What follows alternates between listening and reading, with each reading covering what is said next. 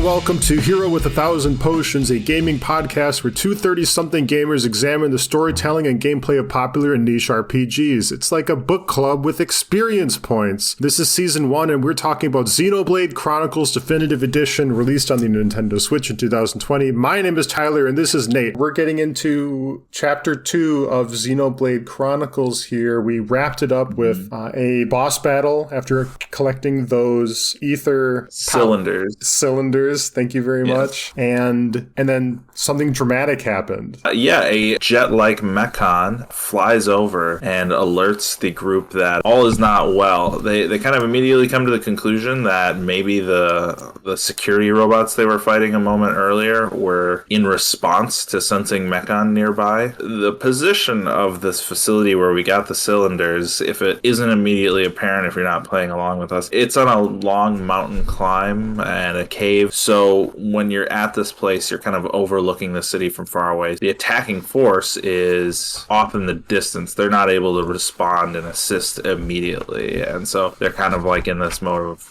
oh my God, we got to rush back and help because this is unheard of. Nate, my gut reaction to seeing that first mech was, oh my God, it's Alpha Weltal. Or maybe it's Weltal-id, because it has those sharp angles on it. It looks menacing. It is a giant robot, maybe not as giant as Weltal-id or Alpha Weltal.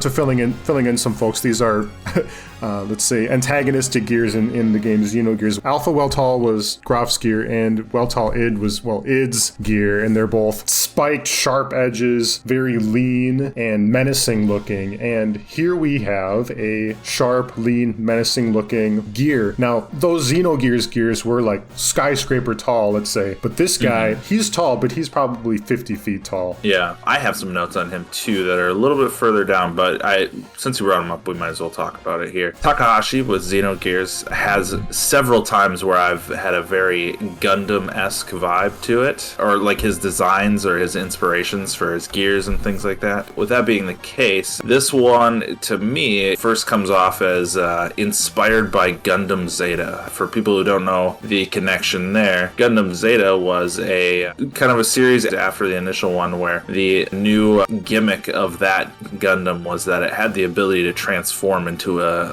jet-like spacecraft. That was super cool at the time. I don't know. I'm assuming that predates Transformers and Starscream. I definitely felt a connection there that whoever designed this with not necessarily the arms and legs form, but just the transformation sequence kind of screeching in. I got a strong Gundam Zeta vibe from it when I first saw it. I've never seen a Gundam anything before outside of figurines on my friends' shelves. I haven't consumed any media. I did watch Neon Genesis Evangelion recently, including the very bizarre final movie.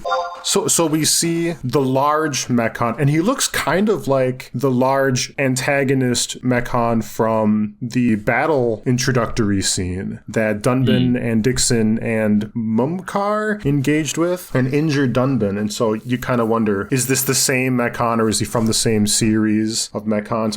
We have no idea what kind of mechanical, is this the same Mechon? Is he from a factory where there's 100 like him? Or what sense of individuality do these Mechons have? It isn't really obvious. None of them have spoken a word yet, as far as we can tell, as far as we have seen. Over the course of the episode, we will get an increasing sense of what that might kind of look like. Anyways, we cut to some civilians in the, let's say, the commercial district. Or no, I think it's a soldier who shouts, 1 large Mechon, 10 carriers, and an unknown number of units. And then they engage the cannons. Yeah, there's a lot going on there. First thing, I remember someone saying for the jet Mechon that we've been talking about, the quote, never seen anything like it. Never seen anything like it. It makes me wonder if these are people who are experienced in fighting Mechon at least a year earlier. Is this a new generation? Did their previous loss lead them to iterate on their design to become better HOM killers? A little bit of some of that in there. And then kind of you said they're engaging the anti-air defenses, and it appears our colonel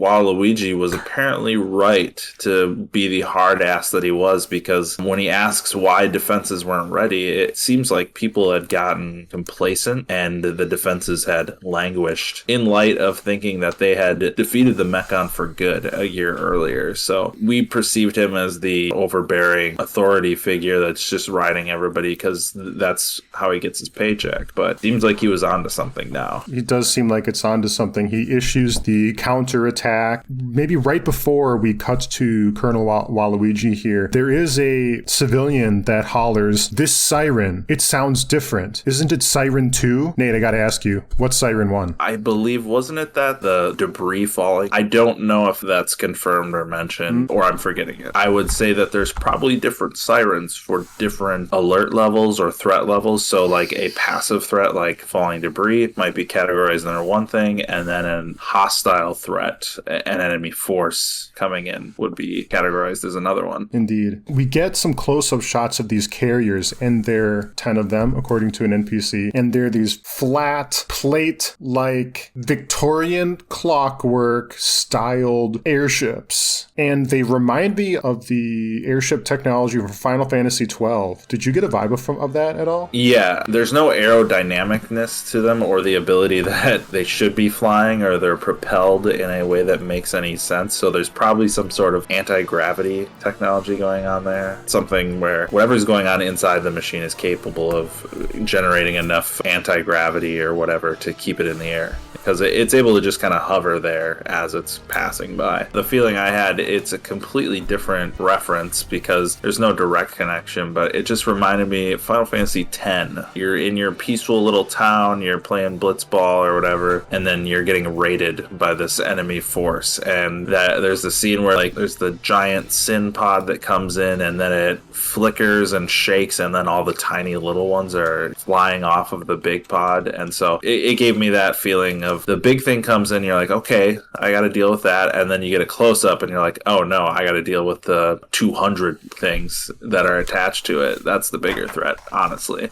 Right. And you see this play out in lots of RPGs or other media, movies and stories and legends. We're called Hero with 1,000 Potions. That's the name is a riff on Hero with 1,000 Faces, the Joseph Campbell text that kind of discusses the monomyth, the hero's journey, the framework upon all good stories kind of hang on, and it's recognizable all around the world. And this would be one of those steps. I'm not going to go through all of the steps right now. It's very interpretive and subjective, and who's to say that the formula is something we have to constrain ourselves to? But one of the steps is the call to adventure. Of course, it begins with the ordinary world, the idyllic, peaceful town, the rolling green grass. This is a rather sci-fi intrigued rolling green grass. It's not exactly what you might see in other conventional role-playing games, but then we get the call to adventure. In Xenoblade Chronicles, it's this attack. In Final Fantasy VI, it's Terra connecting with the Esper. Perhaps in The Matrix, it could be, Neo connecting with Morpheus. And in Star Wars, it's Luke getting to know, or meeting Obi-Wan Kenobi, or maybe it's getting to know the droids. I would argue that Final Fantasy VII's call to adventure is the assassination of President Shinra at the Shinra building well into the game, because you're kind of on your own predetermined little save the world quest, but it's really that event that shakes up the formula on, you thought you were saving the world, but here's the actual real threat that we're learning about now. Right. To hell with the 8 reactors, 8 dungeons format, huh? It's engrossing in how they give you so much of the world. They set up so much of what the stakes are and what you're fighting for before they really put you on the main quest. And that's what we see here is maybe a little bit more a reserved version of that, but you do spend a lot of time in this town before the attack to set up those stakes of what am I losing here in this attack? What am I invested in? Mm-hmm. What is going to happen to all of the people that I've built up affinity with that are now getting eaten alive by robots? Yes. Oh my god, that is what's happening. We get shots of what's going on in town here. These interstitial cutscenes of the carnage happening on the ground. There's a variety of Mechons. We talked a lot about the large one, but there are more, and the other ones are large too. They're maybe 10 or 12 feet tall, but there's these walkers with these demi-gorgon spindly mouths on the ends of their arms that open. They're seizing Homs with them and consuming them in these large tubular claw-like appendages. And it isn't very obvious that they're getting eaten until Shulk recognizes himself and shouts it out loud. They're eating them! Yeah, I was going to say the exact same thing. I have the same note of this is how they kill people. The artist drew up the arm thing, and they're like a crab. They're going to crunch them or whatever. But the game makes a point to say to you that people are being consumed. And as we're going to do on this journey here, I'm going to reference Xenogears because there is a significant segment of the game about you're eating people and how that relates to Deus, the machine, consuming organic matter to rebuild itself. Mm-hmm. And in a lot of the Xeno games, there is this dualism of organic and mechanic. So far in Xenoblade, I don't see Homs eating Mechons. No, there is a weird symbiotic relationship, though, because Homs, they're using lots of machinery. And we've talked about that a little bit. The soldiers are trying to repair a giant mechanical armor. So in that case, yeah, the human is controlling the armor, but that's a mech versus mech fight if they're going to use it to defend against Mechon. Something I don't know if we touched on in our last segment. Upon review, the ether cylinder station that we went to at the beginning, they say specifically this place is in good condition considering it's ancient. So Homs have this connection to an ancient mechanical facility. So maybe it's in their history that there was a peace or a collaboration of some kind, and that this current status quo of bitter enemies wanting to murder each other wasn't always the case. Right. We don't know very much about the nature of ether either, and maybe that could be their life force or spiritual resource. There's 15 chapters to get through yet. There's a lot of lore we don't know. Anyways, the surface-to-air missile cannons fire a blast at one of the carriers, but the blast disintegrates in a plane across the surface of the carrier, suggesting that it has this sort of shield on it. They're not vulnerable to the Homs' surface-to-air laser strikes. And I think that is the previous jet Mechon that we've been referenced to, kind of swooped in and took that bullet. I don't know if there's multiple of him up there, but I think they've been making a point to highlight a specific one. So, did he dive in front of that blast? I think so. We're going to get into references of how he is able to negate energy blasts of some kind, or the Monado, but that's later. So we're getting a sense that this giant Mechon means some pretty serious business. In the meanwhile, as the carnage is playing out, we cut to Dunban's house, and Dunban hears the commotion and rouses from his sleep, sexy, shirtless, and nursing his arm, starts walking towards the door. And he's nursing his arm, and he's limping, so I get this feeling of, what the hell is this guy going to do? We cross the bridge from the field to the main entrance, and we get a cutscene. Fiora wonders where Dunban is, and she's going to go race over to him. We are attacked by Mechons first. This battle took me forever. Yeah, you got to do some shenanigans with like knocking them down with the special ability effects between the three people. Precisely. So that combo that we discussed in the previous episodes, that is required when you're fighting Mechons here. So these Mechons will take 1 or 2 points of damage normally. Basically, they're invulnerable to conventional weapons unless you execute the combo that Nate and I are slowly figuring out. And was required behavioral steerage at this point in time. And it took a long time because I think in the previous episode I told you that Ryan opens up the combo, but I don't think that's true, which would make you originally correct. Shulk opens it up, but he has 2 abilities to do it. Yeah. And I thought he only had 1. And so my original frustration with this fight was, firstly, it was figuring out that Shulk starts the combo. And then I figured out that while I was waiting for Ryan to realize it was his turn, I could have been using the the other combo opener to increase the window of time in which Ryan can respond by double. And once I arrived at that understanding...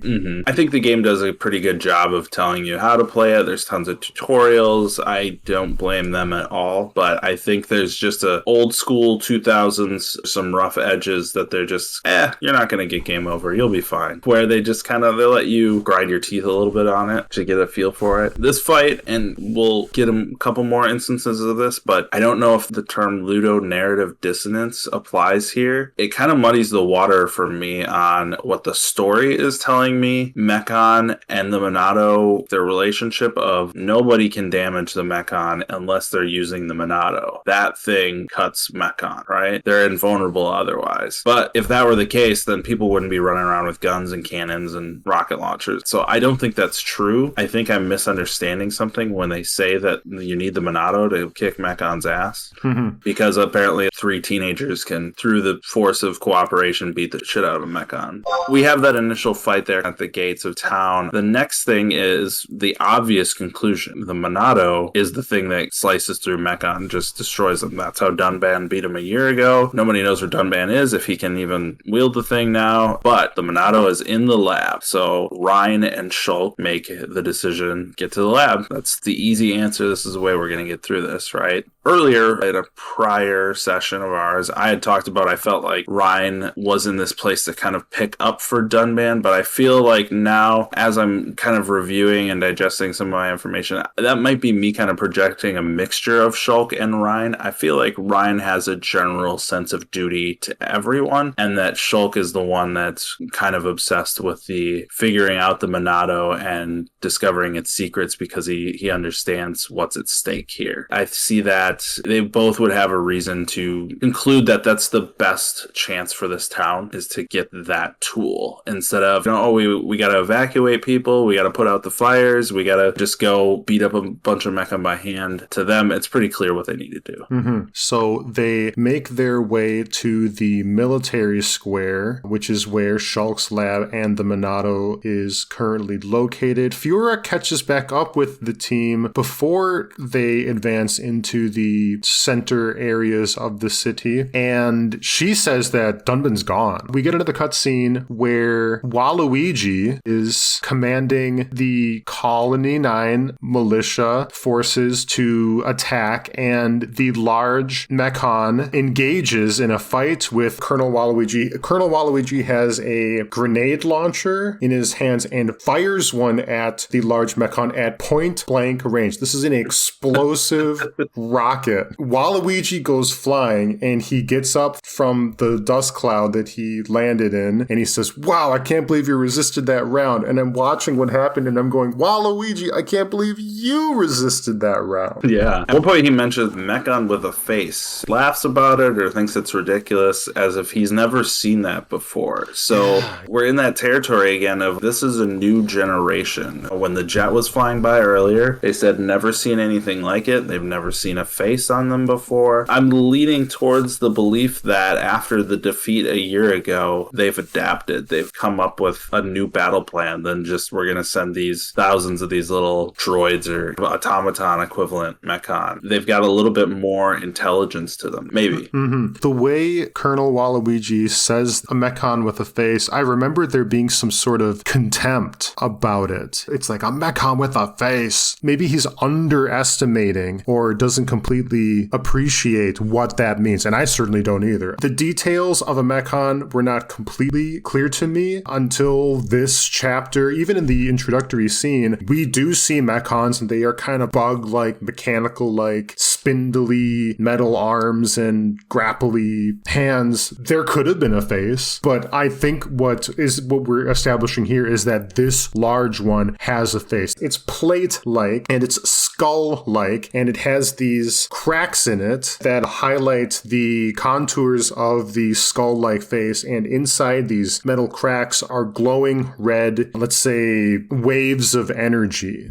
And we cut to this face several times over the course of the chapter, the developers are really underscoring the face, what the face looks like. It's not especially expressive. It's kind of frozen in one spot. I don't remember it ever talking in this chapter, but there's tremendous importance on the principle of a Mechon with a face. We could have questioned, are Mechon just a force of nature with these little bug bodies? Do they just show up and assimilate material or gather resources, but they don't have a mind or a personality to any of them? They're there. They have a function and they perform that one function. Now we're leaning a little bit into, again, kind of when I was talking about their art direction earlier, we're leading into the idea that there's intelligence, there's personality, there's a mind behind this enemy force. When one of them would craft, either somebody above them or he crafted him for himself, a visage. Shulk and party are not present for this scene, but Waluigi, he's not done fighting with the faced Mechon. The Mechon uses its claws, these long, sharp knives, and they're long and spindly and they look razor sharp. And he uses these razor claws and he grabs a tank. The military plaza has these hover tanks, and they look like conventional, even like World War II style tanks, except they don't have treads. They look like they might just hover. The one it seizes is not in operation, although tiny Mechons escape out of the hatch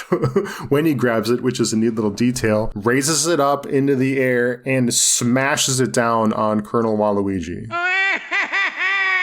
Yeah, he gets a boat dropped on him, is what I wrote. Explosion. This complicates the entire quest because this is now lodged in the doorway to the lab after it gets thrown at the troops and the colonel and all that. So now access to the lab to get the Monado is completely cut off. So our heroes are kind of in a bind. Right. So Fiora, Ryan, and Shulk are on a bridge over the lake between the inaccessible military plaza and where they just were, the commercial district, which is under complete chaos. And they are getting pincered by squad of these smaller, more diminutive mechs, which are, as we established, a total bitch to kill. Quick thing that they decide is that in order to get the Monado, they are going to need to get the mech suit, the previous one that we'd gotten the ether cylinders in the first place to repair it, get it out of that dude's house. They think, we'll use that. That can break through the rubble, get to the lab, get to the Monado. So we set off in order to get the cylinders. Fiora, we cut a path so that Fiora can escape. That all happens off screen at that point. So her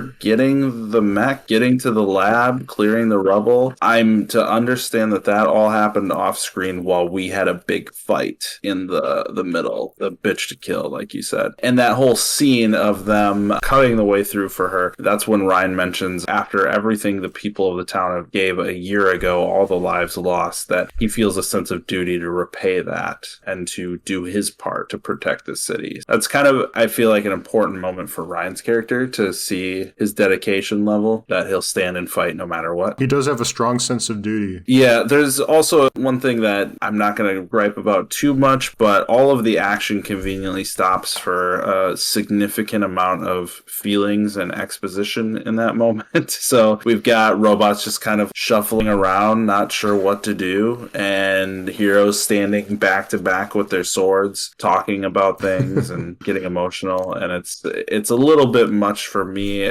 I feel like there's a way you could stack those events differently to not have the significant dialogue happening in the middle of a fight, or just choreograph the fight happening and them saying those things while going through various motions of attack and defense. Right. For an invading force that is eating Homs without abandon, they are giving our heroes quite a bit of time to have their moment. Yeah. So who leaps out and cuts down most of these Mechons is Dunban. And what do you know? He's got the Monado, the red sword. I don't know if he got that off screen from Fiora. Like, she went and got the mech, cleared the rubble, and he was able to get in then? Or is there something else happening where he was able to just get in, break through the rubble himself via some untold means? I'm not entirely sure. If those events were clear to you, let me know, but it was pretty vague to me. It was vague to me. My interpretation of the sequence events was Dunban went to the laboratory and equipped the Monado during or just before the cutscene with Waluigi. Oh, yeah, that makes sense. It was never there in the first place then. Even though we were going there to get it, we didn't know that it had already been removed. I think it had been already removed for at least half of the time we spent advancing towards it. Dunban is crackling with purple energy. He looks like he's electrified, but he's not feeling any pain. He's just surging. The Monado is also surging. The kanji and the body of the weapon is glowing, and there's the large beam that comes out of the Monado. It's glowing. He is a force to be reckoned with, and he has joined the party.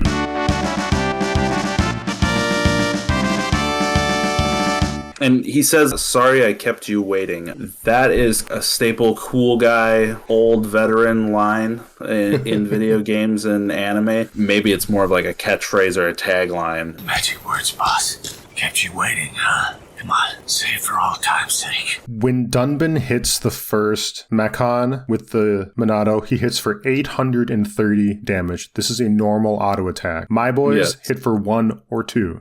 No crowd control necessary either. It is nice to hit for more than 1 or 2. So you're a little better equipped than my team is. Were you hitting for 1 or 2, or were you doing a little bit better? Yep, I think it's just an inherent mechanic of the game. So yes, I did fully equip basically every upgrade I could get. I checked every people for trading gear. My bags are full of garbage that I don't know what to do with and sell half the time. So I have a lot of options for upgrading and maximizing my characters, and really you are forced to do the mechanics of the crowd control, knockdowns, etc. in order to get anywhere with the game up until the point where Dunban joins the party. Dunban, Shulk, and Ryan advance towards... Where do they go? Fiora is still in that mech on the other side of town where it crashed into the building. So again, that's where my confusion stemmed from. And the bridge is now covered in tons of debris, so we can't get to Fiora to save her. So we're now going to trek back out to the field through the town's main entrance and circle back, because the town has multiple access points, but we are cut off from the primary route she had taken when she left to get that mech. So we're now trekking back, kind of backtracking through the main part of town and past Dunban's house and the main entrance. Right. So we get to the bridge between the Dunban's house area and the field outside of town, and there is a squad of normal Mechons blocking the way. Dunban charges, but he gets racked with pain and he collapses on the ground, and the Monado clatters to the floor in front of him. Yeah, that's where Shulk sees the opportunity. I feel like this has been a long-standing desire of his to wield this weapon. He's been researching it. He saw visions when he held it earlier. He feels a connection to it, or a calling. In the wake of what they have to lose, of everything going on, I think this is kind of Shulk's do or die moment of Dunban can't wield it. He's gonna die if he goes any harder than he's been going. He vomits blood. Yeah. So it's clear that something needs to happen, and I might have to rewatch the scene, but I feel like Shulk just had no hesitation. He instinctively knew that he had to be the one to step up, and for various reasons. There's a few different things that are a little bit more big picture here, that we've just met these characters, we've spent a handful of hours with them, and I feel like the more I get to know Shulk, there's going to be a bigger picture of why he's so motivated to figure this thing out. I don't know if there's something in his history or some sort of premonition he has, because we will see there's more premonitions to come. So maybe he said in that original scene where he picked up the Monado in the lab and we saw some premonitions, I do remember him saying that wasn't the first time it's happened. So maybe there's an even more important driving premonition he's had in the past, that he feels like this is his destiny to some capacity.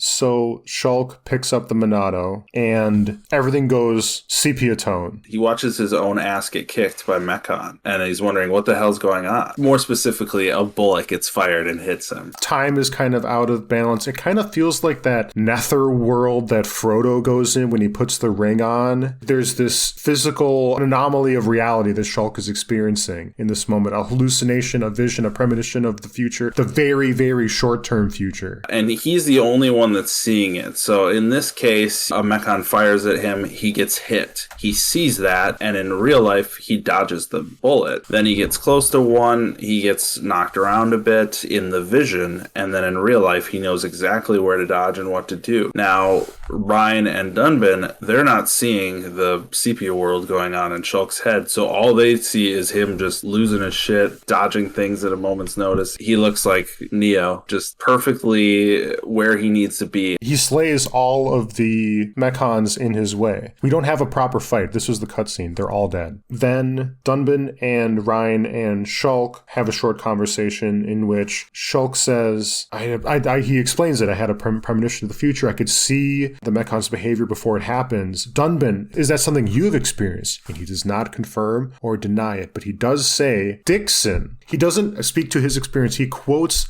another person who never used the Monado, which I find very interesting. He says, Dixon says that there are other features of the Monado that have not yet been unlocked, or something to that effect. Yeah, I wrote in my notes that he's playing coy about hidden power. We don't have any bearing to know what Dixon's experience with the Monado was. Was he a user of it before Dunban? I know that in the initial cutscene from a year earlier, Dixon was talking to Dunban about, you can't take much more, you can't do this, you can't do that. Maybe Dixon does have experience using it, and it was kind of passed on from there. We haven't gotten that information just yet, but I do feel like Dunban is hiding something when asked about it. It's the way in which he answers, they give him a little bit of vagueness in his response that there's a door left open. Shulk and party ascend up the alternative way to get into the town. We're outside of town. We're ascending this path, this grassy path, killing Mechons along the way, and we're introduced to some battle gameplay, including the Monado. The Monado itself has some skills. These skills are different than Shulk's conventional weapon skills. Right now, there are two of them. One of them is you can grant an AoE buff to all of your team to deal more than 1 or 2 points of damage to a Mechon at a time for a limited amount of time. And the other skill is a burst of damage to Mechons. And it almost looks like that buff, it's just giving you the energy to do normal damage to Mechon, because like your partners aren't hitting them for 800, 1500. They aren't like tweaked out like you are. They're hitting for the same amount that they would be hitting monsters for. So it's almost like it's not necessarily like you've got this crazy power running through you. You're a god now. It's like we've flipped a switch of where whatever blocks that are innate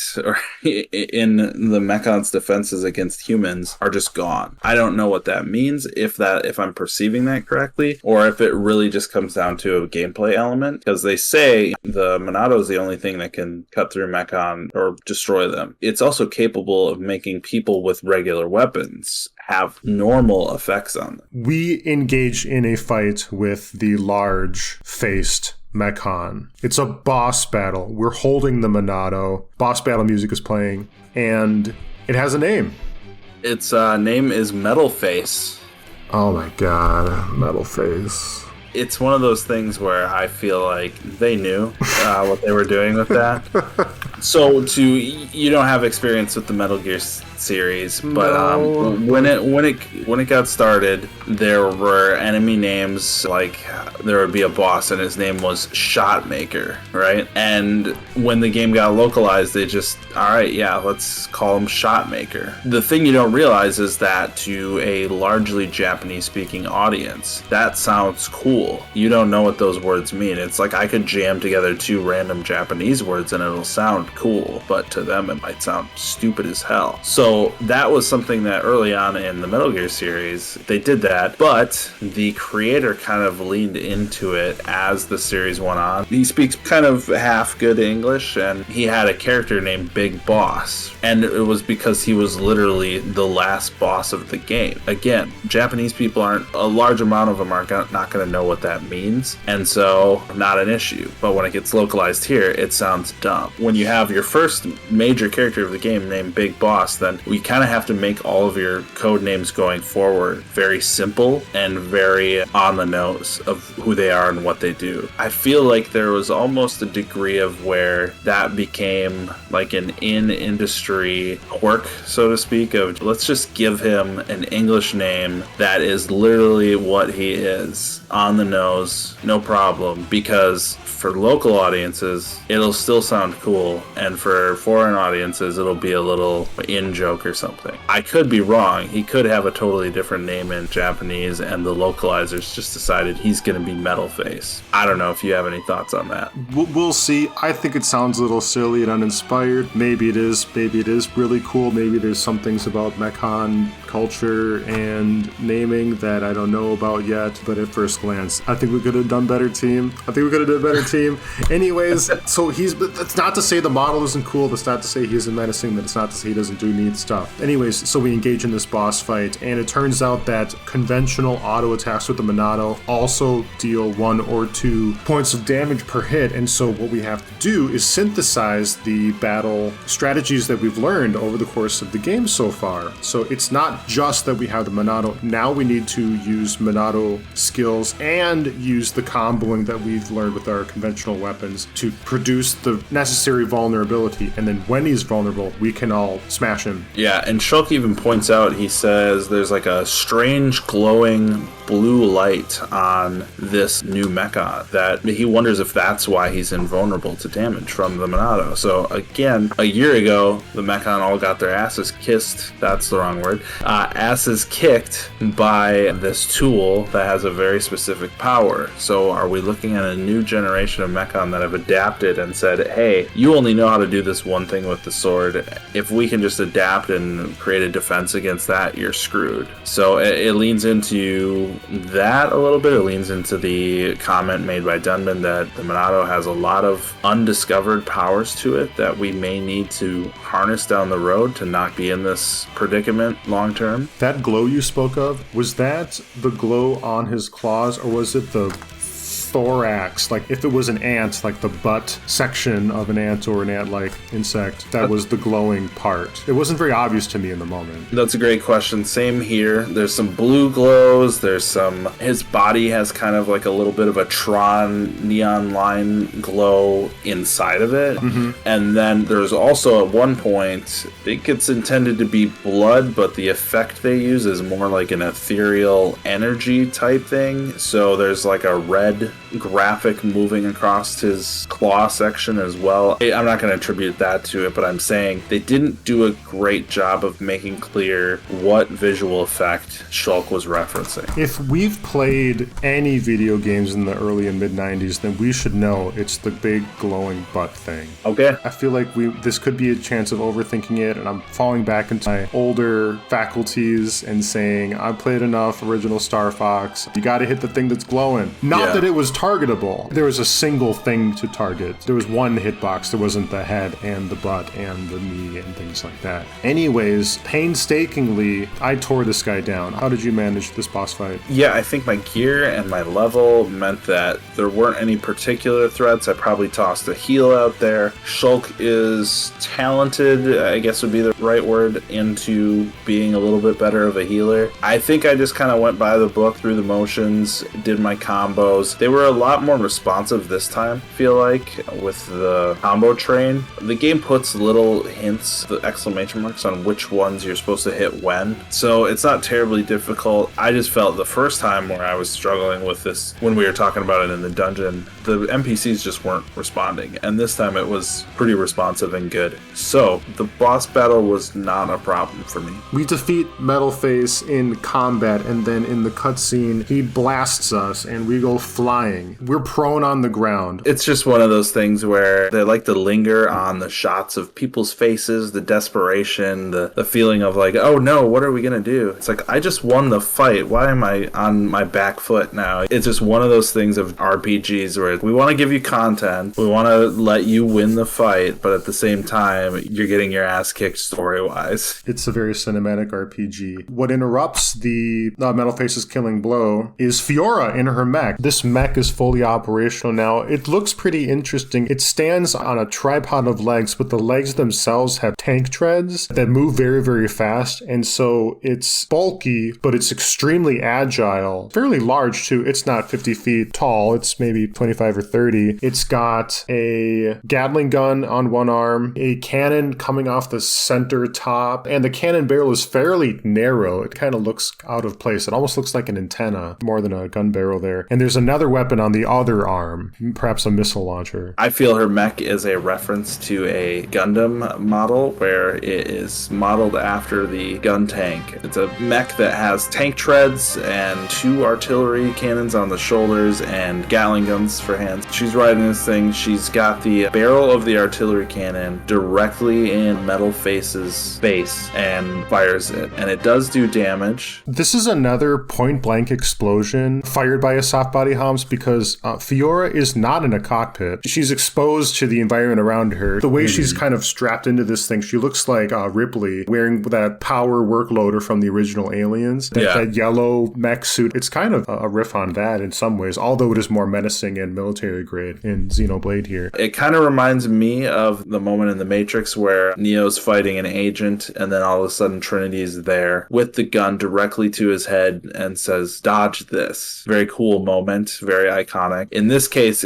with the mobility of the jet mech and the rigidness of the artillery mech and everything, this was probably her safest bet to actually land a hit, would be point blank. It does do damage. The skull or mask of Metal Face is blown apart on his left side. He looks mangled. It does deal damage to it, which is pretty neat considering that we've underscored how different or more advanced or more dangerous a masked Mechon is. Yeah, and that's where there is a sliding scale of damage that we've kind of learned that Mechon can take. They're not completely invulnerable to all damage. They're just highly, highly durable. So in certain circumstances, you will be able to damage their body without the use of the Monado per se. Shulk gets another premonition. We go into Sepia Tone World again, and he sees an energy blast coming from Metal Face to the mech and shearing off one of the arms of the mech, and the mech being blown backwards. And we cut back into real life, and Shulk has this horrible feeling that something terrible is going to happen. What happens next? Metal Face fires an energy beam at Fiora in her mech and shears off one of the arms. Fires a second one, shears off the other weapon, and then with Fiora in her mech prone on the ground, Metal Face advances toward her, picks her up with one arm, draws back that long, knivey, clawed arm, and we kind of cut away when the claw comes down.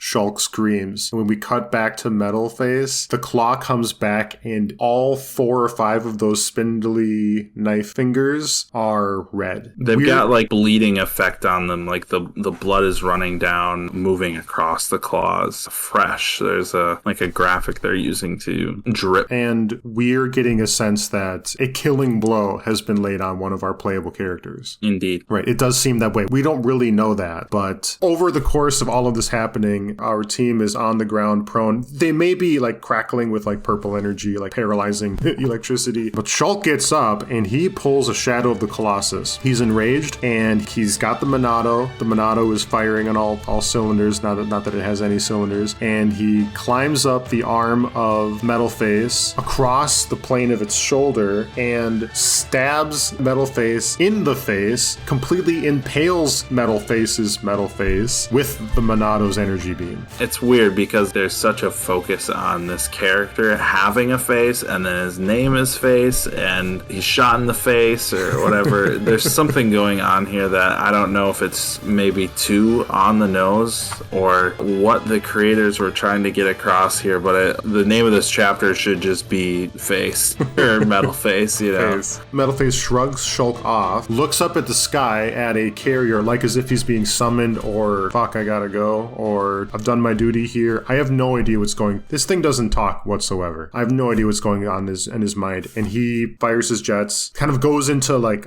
jet transformer mode and flies off in the direction of one of the carriers ahead and disappears. So too do the invading force. And it's unclear what their objective was here. If I was coming into this analyzer of previous anime works per se, I would say that, the Mechon showed up because they detected there was was some unwitting researcher tampering with the Monado, and it gave off some signal, and that set them all afoot to respond to that signal that was put out. That would be my bet of why they were here. Oh, we know where the Monado is now, we're gonna retrieve it. But this retreat at the end doesn't really look to be the case, because I didn't get the feeling that Metalface was particularly felt like he was gonna die or he was threatened.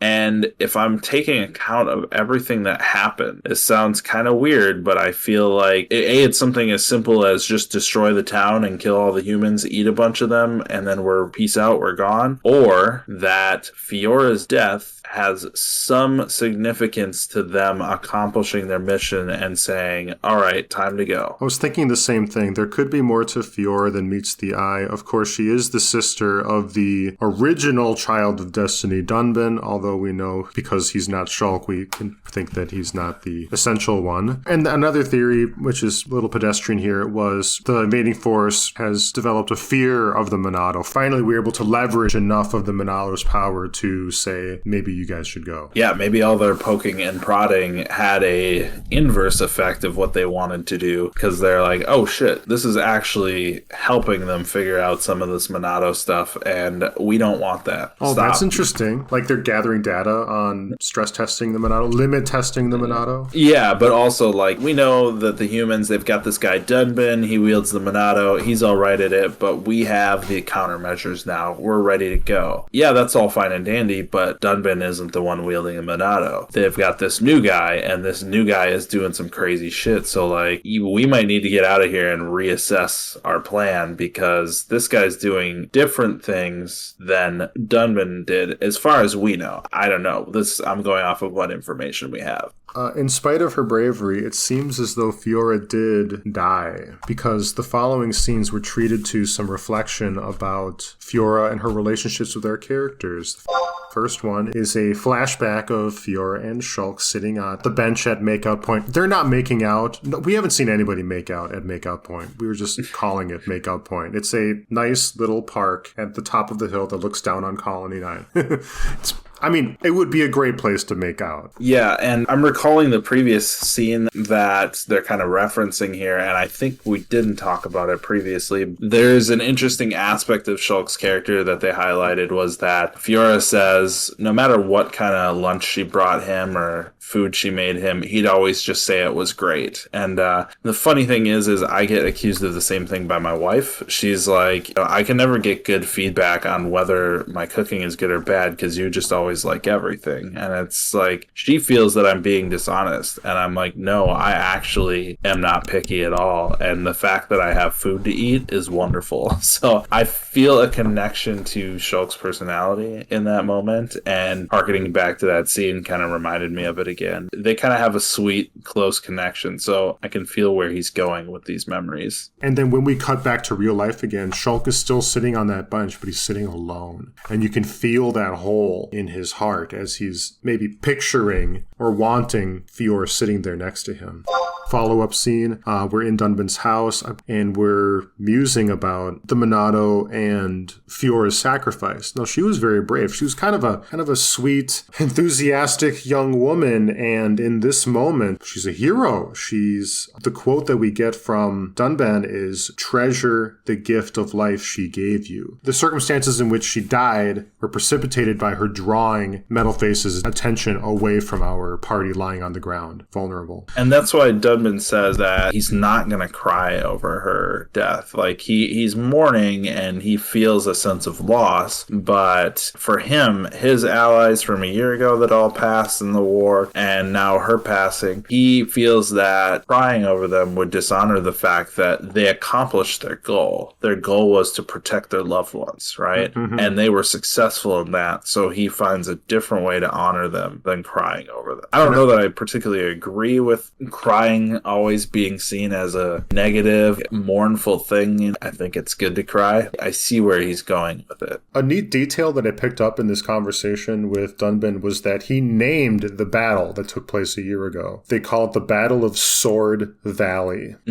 Now, you missed that? Oh, dude, there's more we can say about it. So we know what the positions of the two Titans were in when they were fighting. And in this battle, they were kind of in a narrow slot of land, and all of the Mechons were engaging from one side, and all of the Homs were engaging from the other. So you might ask yourself, is the Battle of Sword Valley taking place on the weapons that are kind of like land bridges between these two Titan continent world things? The very thing that connects them is violence.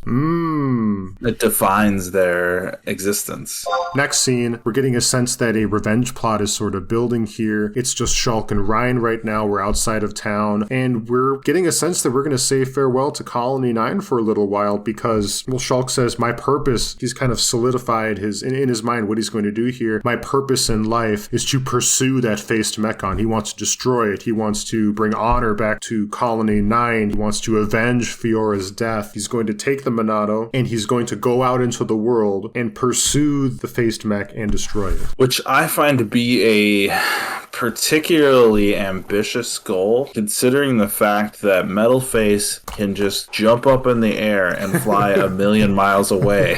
And it's like, you've got shoes that are going to get worn out here. You've got to stop and find a meal. You got to take a pee. This is a pretty big deal, Shulk. So I believe it. I believe his conviction, his drive. There's some interesting quotes we can get into in this chat they're having. But the first thing I think of in this, well, actually, there's two things I think of in this scene. This is a really tall order, Shulk. You're just going to go out there in the world and hunt down potentially the most powerful threat that your people have ever faced by yourself. And then the second thing I was thinking is, dear God, someone please turn down the music. I cannot even hear them talk. I don't know if you felt that way, but the orchestration was beautiful and overpowering as well. I don't remember the volume affecting me, but I do remember listening to the music at the time, and it was tender, it was symphonic, it was kind of heartbreaking. It had this emotional strain in it. I kind of felt the way you might feel at the end of Empire Strikes Back, where we didn't get everything we wanted. And even in these scenes, I remember there was sort of this orange or rust colored overlay on the town. There's this distressed tone that everything has taken now. These fields aren't really green anymore. It's a little more autumnal. I don't know what the stylish change is really supposed to mean, but the effect that I had was that home feels a little different now. We've said farewell to some loved ones. Fiora, of course, Waluigi, I believe has passed as well. And the musical swell was quite tender and bittersweet. A moment that stuck out to me as they're chatting, Ryan and Shulk talking together. Shulk says, in my head, there are two versions of me. And to simplify them, there's listen to what Dunban said about taking the gift given, living your life, being at peace with everything that happened. Or there's the second option, which is make them pay. The interesting thing is, it may just be a one-off statement, but it isn't the first time we've had a main character of a Xeno game that has two versions or more of themselves.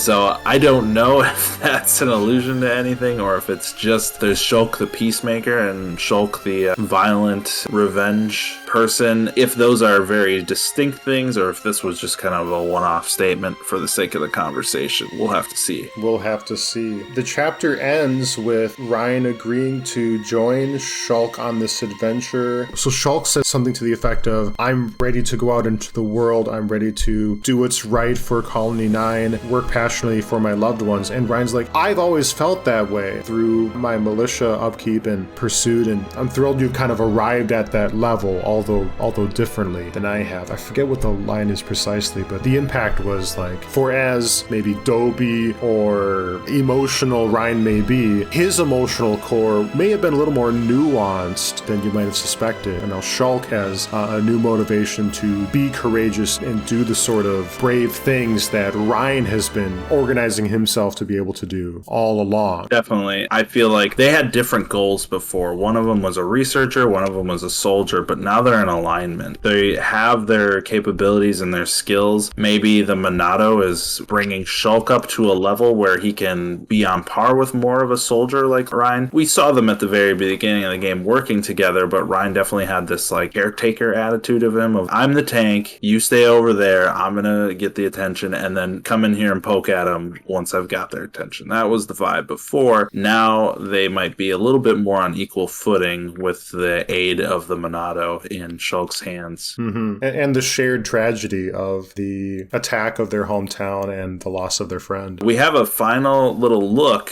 of both Dunban and Dixon looking on as they watch the boys leave. So despite Dunban telling him to live at peace and use the gift she gave him, he watches as Shulk leaves the city and goes out into a dangerous and threatening world. And Dunban has the quote of saying, "Seize our destiny." I'm sure he's still reeling from his, I don't know what to call it, the draining of energy, the disability of having used the Monado. He needs to recover again. But together, he feels that soon he's going to join them and they're going to seize their destiny. Now, I don't feel that Dunban has an idea of the destiny for him, for Shulk, for the colony or whatever, is to go kill Metalface, right? That's a very small, limited goal. And I don't even know that Shulk would be like, my destiny, the reason I was put on this planet was to kill Metalface. Dunban is a little bit more big picture from the sense I'm getting. I feel, again, he played coy about the Monado showing him visions. I feel like Dunban knows things about Shulk, knows things about the Monado that he's not letting us in on. And we also get a shot of Dixon looking on as well. These guys, there's something more to what they got going on, and they're not telling us. Right. And I have no idea where we're going next. Like, I don't have a clue what the next step is. I have no hints in front of me about what Chapter 3 is going to look like, what places we're going to visit, how many choo-choos are going to be there. I have no idea what's going on. Do you have any clue what we're up to next? I have zero clue whatsoever. I just know there's going to be green fields and rocks and monsters to hunt. And quests. From the promotional materials I happened across over the last 10 or so years. Well, that's kind of exciting because there isn't very much seeded for what the next steps are. One funny thing I'd like to point out is in that last scene on the Makeout Hill, when you do the flashback, I don't know if you would have noticed this in your game, when they do the flashback, Shulk is wearing the armor I was wearing at the time of the original scene. So the creators of the game made a point to cache the details of what was he wearing in this scene. Let's save that so that when we draw upon the scene later, we can pull in the gear that he was wearing at the time. Fascinating. I didn't know that. This probably took place before I realized there were gear sets that you could manipulate.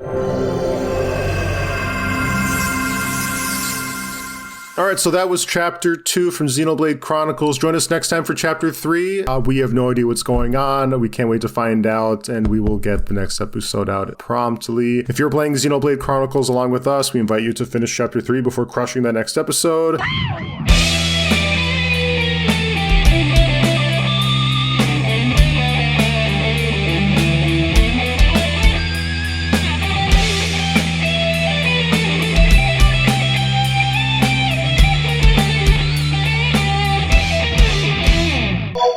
Either somebody above them or he crafted him for himself, a visage. A visage? Is that a right word? Like am I saying that? A visage? V-I-S-A-G-E? Am I saying that right? Visage? Visage. Okay. I'm usually the word police, but I don't actually know about I might be tainted from... there's a RuPaul's Drag Race with Michelle Visage on it. Maybe, is that right? Maybe her name is pronounced wrong and visage is right. So I thought you were doing a Legend of Dragoon poll. Ether either. Ether either. Ether either. Yeah. Ether either. In which Metalface... Is it really Metalface? Let's look it up. I think it's Metalface. I can hardly... I'm saying the words, and I can't even believe them coming out of my mouth. Either that or we did a whole segment where I said the wrong shit. It probably is. Whatever. It doesn't even matter.